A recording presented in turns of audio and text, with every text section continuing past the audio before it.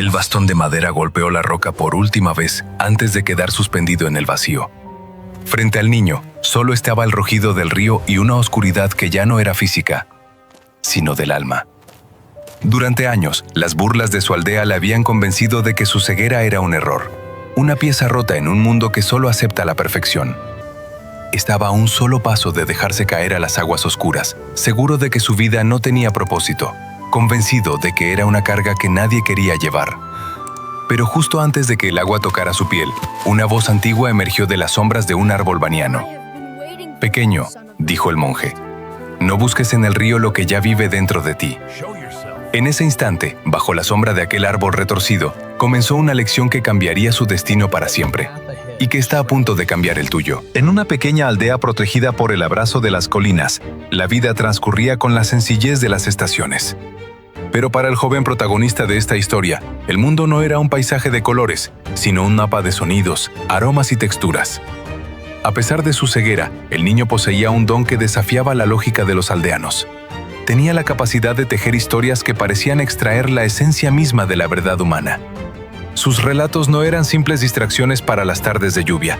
Eran cápsulas de sabiduría que inspiraban a los ancianos y educaban a los más jóvenes sobre el valor de la integridad y el alma. Cuando el niño hablaba, el aire parecía detenerse. Su voz, aunque joven, cargaba con el peso de siglos de observación interna. Podía describir el nacimiento de una flor o la furia de una tormenta con tal precisión que los campesinos a menudo olvidaban que aquel pequeño jamás había visto la luz del sol. Sin embargo, a pesar de este brillo intelectual y espiritual, el niño habitaba un desierto de soledad. El problema no era su falta de vista, sino la ceguera de los demás. Los otros niños de la aldea, en lugar de buscar la calidez de su amistad o aprender de su asombroso talento, veían en él un blanco fácil para su propia inseguridad. La diferencia les causaba miedo, y el miedo, como suele ocurrir en los corazones inmaduros, se transformaba en crueldad. Las burlas eran constantes y punzantes. «Miren al niño ciego», decían entre risas mientras lo veían pasar. «Pretende hablarnos del mundo cuando no sabe ni dónde pisa». No se conformaban con las palabras. Colocaban piedras en su sendero habitual solo para disfrutar del sonido de su tropiezo. Se reían cuando el niño caía de rodillas, raspándose las manos contra la tierra seca, y huían en silencio cuando él, desorientado, extendía los brazos buscando una mano que lo ayudara a levantarse. Cada risa ahogada y cada obstáculo intencional eran espinas que se hundían profundamente en su corazón. El niño no entendía por qué su sola presencia generaba tanto desprecio. En el aislamiento de sus noches, se quedaba despierto escuchando el latido de su propio pecho, preguntándose qué error fundamental había cometido la vida al crearlo así. ¿Qué valor podía tener un tejedor de historias si no tenía a nadie que quisiera escucharlas sin juzgar su condición? Aquella sensación de ser una carga pesada e innecesaria para el mundo comenzó a devorar sus ganas de seguir adelante. La oscuridad exterior, a la que ya estaba acostumbrado, comenzó a ser invadida por una oscuridad interior mucho más peligrosa. El sentimiento de que su existencia era un error. Convencido de que su vida solo servía para ser el objeto de ridículo de los demás, decidió que no podía soportar un amanecer más. Tomó su bastón de madera, el único compañero que nunca lo había traicionado, y caminó hacia el río que marcaba el límite de la aldea. No buscaba una historia, buscaba el silencio absoluto. Lo que no sabía es que, en la orilla de su desesperación, el universo le tenía preparada la parábola más importante de su vida: el encuentro bajo el bañano. El aire en la orilla del río era distinto al que circulaba por las calles de la aldea. Tenía un aroma profundo a tierra mojada, a musgo y a raíces antiguas que se hundían en busca de vida. El niño, guiado por el rugido constante del agua, llegó hasta el punto donde la corriente golpeaba con más fuerza contra las rocas. Allí, donde la neblina se volvía más espesa y el frío calaba hasta los huesos, se detuvo. Sus dedos, acostumbrados a leer la textura de la madera de su bastón, temblaban. Estaba a un paso de la orilla, a un segundo de entregarse a lo desconocido para escapar de una realidad que le dolía más que cualquier caída física. Pero justo en el instante en que el niño se inclinaba hacia adelante, el sonido de una respiración pausada y rítmica rompió el dominio del agua. No era una respiración agitada como la suya. Era un ritmo que parecía fundirse con el movimiento de las hojas de un árbol baniano cercano. Bajo la sombra de aquel árbol milenario, Envuelto en túnicas de color naranja que parecían brillar con la luz suave de la mañana, descansaba un monje en profunda meditación. El maestro no abrió los ojos de inmediato. Permitió que el silencio hablara primero. Sintió la presencia del niño, una vibración de angustia que turbaba la paz natural de la orilla. «Pequeño», llamó el monje, con una voz que recordaba a la resonancia de la tierra profunda. «Siento un gran caos habitando en tu corazón. El río ha estado aquí mucho antes que nosotros y seguirá aquí mucho después. No hay prisa por fundirse con él. Ven, comparte la sombra de este árbol conmigo». El niño se quedó paralizado. Nadie en la aldea le había hablado con esa mezcla de respeto y cercanía. El tono del monje no contenía la lástima que a veces sentía en los adultos, ni la crueldad de sus compañeros. Contenía una curiosidad genuina y una paz inquebrantable. Lentamente, el pequeño retrocedió del borde del agua. Sus dedos buscaron la rugosidad del tronco del baniano hasta que se sentó, con el cuerpo todavía tenso por el miedo que lo había llevado hasta allí. «Dime», continuó el monje, «¿qué carga llevas en tus hombros que te hace creer que la corriente es tu único refugio?» Por primera vez en su vida, el niño no inventó una historia para entretener a los demás. Contó su propia historia. Habló de la oscuridad eterna que rodeaba sus ojos desde el día en que nació. Habló de la sensación de ser una pieza rota en un mecanismo perfecto y de cómo los otros niños lo usaban para alimentar su propia fuerza. Le confesó cómo su don para narrar cuentos se sentía como una burla cruel del destino, una habilidad inútil para alguien que no podía ni siquiera caminar sin tropezar. «No sirvo para nada, maestro», dijo en un susurro quebrado que apenas se oía por encima del río. «Mi ceguera es un muro que me separa de la vida. Soy una carga para la aldea y una vergüenza para mí mismo. Si no puedo ver el mundo, ¿qué derecho tengo de estar en él?». El monje escuchó sin interrumpir, manteniendo su quietud. No intentó consolarlo con frases vacías ni le pidió que fuera optimista. Simplemente dejó que el dolor del niño encontrara su lugar en el aire húmedo de la orilla. La verdadera sabiduría, sabía el maestro, requiere que el alma se vacíe de sus quejas antes de poder llenarse con una nueva verdad. Cuando el llanto del niño finalmente cesó y su respiración recuperó cierta calma, el monje puso una mano sobre su hombro. El contacto era firme y cálido. «¿Crees que el mundo solo acepta la perfección porque eso es lo que tus ojos cerrados han escuchado?», dijo el monje con suavidad. «Pero el bosque tiene una memoria más larga que la de los hombres. El bosque conoce secretos que los aldeanos han olvidado en su prisa por ser productivos». El monje se acomodó su túnica y prosiguió. «Déjame hablarte de un árbol que, al igual que tú, creyó que su forma era su condena. Una historia que ocurrió en un bosque donde la rectitud se consideraba la única ley. El niño, por primera vez en años, olvidó el frío y el río.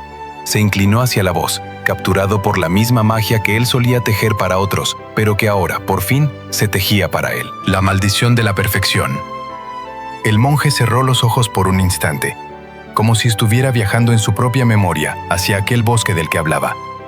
El niño, inmóvil, sentía que el rugido del río se desvanecía, reemplazado por la música de las hojas movidas por el viento en el relato del maestro. «Imagina un bosque inmenso», comenzó el monje. «Un lugar donde la tierra es tan rica que los árboles parecen tocar el cielo. Allí crecían cientos de pinos y robles. Eran majestuosos. Sus troncos eran tan rectos como las columnas de un templo, y sus ramas se extendían con una simetría que parecía diseñada por los mismos dioses. Eran, a los ojos de cualquier caminante, la definición de la perfección. Pero en medio de aquel ejército de gigantes perfectos, nació un árbol diferente. Desde su primer brote, el destino pareció jugar en su contra. Su tronco no buscó el cielo en línea recta. Creció encorvado, retorciéndose sobre sí mismo como si cargara con un peso invisible. Sus ramas no eran elegantes, sino nudosas, cortas y asimétricas. Los árboles rectos, orgullosos de su estampa, no tardaron en notar la diferencia. «Mírate», decían con una arrogancia que hacía vibrar el aire. «Eres un error, una mancha en la belleza de nuestro hogar. ¿Para qué sirves? No das sombra uniforme, no eres alto, y tu madera está llena de nudos. Eres una desgracia para el bosque». El árbol retorcido escuchaba aquellas palabras todos los días. Intentaba con todas sus fuerzas enderezar su tronco, pero solo conseguía lastimar sus propias raíces. Se sentía profundamente avergonzado de su forma. Mientras los demás se mecían con elegancia bajo el sol, él se escondía en la sombra de los más grandes, deseando ser madera útil, deseando ser como ellos. ¿Por qué debo ser tan diferente?, se preguntaba el árbol en las noches de tormenta. Sentía que su existencia no era más que un desperdicio de espacio. Veía a sus compañeros ser admirados por los viajeros y soñaba con que, algún día, alguien lo mirara con el mismo respeto. Pero lo único que recibía era el desprecio de los que se creían superiores por el simple hecho de haber nacido rectos. Pero el tiempo, pequeño, tiene una forma extraña de poner a prueba la verdadera utilidad de las cosas. Un día, el silencio del bosque fue roto por un sonido metálico y violento. Clac, clac, clac. Era el sonido del hacha golpeando la madera. Un grupo de leñadores, guiados por un hombre de mirada fría y calculadora, entró en el claro del bosque. El hombre recorrió el lugar con ojos hambrientos, evaluando cada tronco, cada rama, cada potencial tabla de madera. «¡Miren estos ejemplares!», gritó el capataz con una codicia evidente. «Son perfectos. Troncos largos, rectos, sin un solo nudo. Esta es la madera que el rey necesita para sus palacios y sus barcos. Córtenlos todos, no dejen ni uno solo en pie. Queremos la perfección para nuestras construcciones». Uno a uno, los árboles que tanto habían presumido de su belleza sintieron el filo del acero. Aquella rectitud de la que se jactaban fue precisamente lo que selló su destino. Su perfección los convirtió en una mercancía, en un recurso para ser consumido y olvidado en las paredes de una casa o en el casco de un navío. El bosque, que antes era un santuario de pilares verdes, se convirtió en un cementerio de tocones. El leñador se detuvo finalmente frente al árbol retorcido. Lo miró de arriba abajo con una mueca de asco. «Vaya pedazo de basura», escupió el hombre, golpeando el tronco con el mango de su hacha. «Este árbol no sirve para nada. Su madera está demasiado torcida, llena de nudos y curvas. No podemos sacar ni una sola tabla recta de aquí. Déjenlo en paz, es una pérdida de tiempo». Los hombres se marcharon, arrastrando tras de sí los restos de los árboles que se creían perfectos. El bosque quedó en un silencio sepulcral, pero en medio de la desolación, el árbol retorcido seguía allí. Estaba vivo. Sus ramas nudosas, que antes eran motivo de burla, ahora eran las únicas que quedaban para sostener el cielo del valle. Con el tiempo, al ser el único refugio disponible, las aves de colores, las ardillas y los insectos más raros del bosque buscaron su protección. El árbol que se creía inútil se convirtió en el santuario de la vida. Sus curvas crearon rincones perfectos para los nidos. Sus nudos se volvieron los puntos de apoyo más fuertes para quienes buscaban hogar. Aquella maldición que lo hacía diferente fue exactamente lo que lo salvó de la destrucción y le dio el propósito más noble que un árbol puede tener: ser el guardián de la vida, no el material de una construcción. El monje guardó silencio y puso su mano sobre el brazo del niño ciego, que escuchaba con el corazón latiendo con fuerza. «Dime, pequeño, ¿sigue pareciéndote que el árbol retorcido era el que tenía el problema?» La visión del corazón. El silencio que siguió a la historia del monje fue más profundo que el rugido del río. El niño permanecía con la cabeza gacha, sus dedos acariciando la corteza rugosa del baniano, tratando de procesar la imagen de aquel árbol que fue salvado por su propia deformidad. «Dime, pequeño», insistió el monje acercando su rostro al del niño, aunque éste no pudiera verlo. ¿Logras ver la conexión? ¿Entiendes por qué el árbol torcido es en realidad el más afortunado del bosque? El niño negó con la cabeza, una lágrima solitaria rodando por su mejilla. «Es una historia hermosa, maestro, pero yo no soy un árbol. Yo soy un ser humano que no puede ver el sol, ni los rostros de quienes lo aman, ni el camino que pisa. ¿Cómo puede mi ceguera ser una fortaleza si solo me trae oscuridad y soledad?» «Los otros niños pueden correr», continuó el pequeño en un susurro quebrado. «Pueden jugar, pueden trabajar la tierra, pueden construir casas. Yo solo puedo sentarme a esperar que el tiempo pase. Soy el árbol torcido, sí, pero en un mundo que no necesita nidos, sino tablas rectas». El monje dejó escapar una risa suave, una nota de alegría que desconcertó al niño. «Oh, pequeño, crees que la vista está en los ojos, pero te aseguro que la mayoría de los hombres que caminan por esa aldea son mucho más ciegos que tú».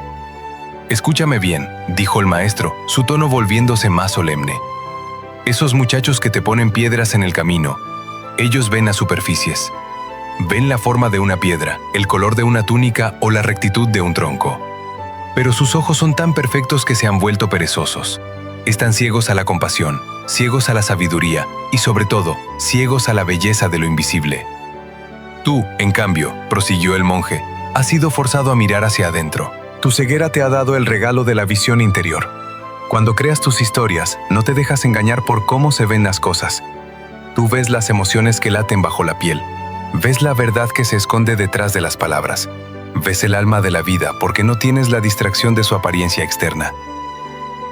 El niño levantó la cabeza, su respiración deteniéndose por un instante. Por primera vez, alguien le daba un valor real a su oscuridad. ¿Quieres decir que mis historias son mis ramas torcidas? Exactamente, exclamó el monje. Tus palabras son el refugio. Así como el árbol retorcido salvó a las aves del bosque porque no fue cortado para ser un mueble, tus historias salvarán a las almas que se sienten perdidas. La gente vendrá a ti, no porque seas perfecto, sino porque tu lucha te ha dado una profundidad que los árboles rectos jamás conocerán. Tu debilidad es el precio de tu don más grande. Los niños que hoy te desprecian, continuó el monje con una dureza necesaria, crecerán siendo prisioneros de lo que ven. Serán talados por la vida, convertidos en madera para los deseos de otros, porque no tienen raíces internas. Pero tú permanecerás en pie, libre y fuerte, porque tu valor no depende de ser útil para los leñadores, sino de ser un santuario para la verdad. El niño sintió que algo se movía en su interior. Era como si una luz, que no necesitaba ojos para ser vista, comenzara a brillar en su pecho. El río ya no sonaba amenazante. Sonaba como una canción que él podía traducir al lenguaje de los hombres. El peso de la inutilidad empezó a desvanecerse, reemplazado por una responsabilidad sagrada. Recuerda esto, joven tejedor de sombras, dijo el maestro, dándole un suave apretón en el hombro. Compararte con los demás es como pedirle al árbol torcido que sea un pilar. Su propósito no es sostener un techo, sino sostener la vida. Ve de regreso a la aldea. No escondas más tu luz. Deja que tus historias brillen tanto que incluso los ciegos de corazón comiencen a ver. El niño se puso de pie. Ya no temblaba. Su bastón ya no era una herramienta de supervivencia, sino el cetro de un rey que acababa de descubrir su reino. Sin decir una palabra, hizo una profunda reverencia ante el monje y comenzó a caminar de regreso, no como una carga, sino como el futuro tesoro de su aldea. El regreso y la prueba de fuego. El camino de regreso a la aldea nunca se había sentido tan largo, ni tan extrañamente corto. El niño caminaba con una firmeza que desconcertaba a sus propios pies. Ya no golpeaba el suelo con el bastón buscando desesperadamente un lugar donde no caer. Ahora, el bastón era un instrumento que le permitía sentir el latido de la tierra. A medida que los sonidos de la aldea, el martilleo del herrero, el grito de los mercaderes y el ladrido de los perros se hacían más fuertes, una sombra de duda intentó filtrarse en su mente. ¿Realmente algo había cambiado? ¿O solo era un sueño nacido de la desesperación en la orilla del río? De pronto, el aire se volvió pesado. El niño reconoció ese patrón de risas ahogadas y pasos rápidos que se acercaban desde un callejón lateral. Eran ellos, los mismos que lo habían empujado al abismo horas antes. «¡Vaya! ¡Miren quién decidió volver del río!», gritó el líder del grupo con una voz cargada de veneno. «¿Qué pasa, ciego? ¿Ni siquiera el agua te quiso recibir? ¿O es que te perdiste buscando el camino al fondo?». El grupo rodeó al niño, cerrando cualquier posible salida. Uno de ellos extendió el pie, esperando el tropiezo habitual. El aire se llenó de una tensión eléctrica, un suspenso que parecía detener el tiempo. El niño se detuvo.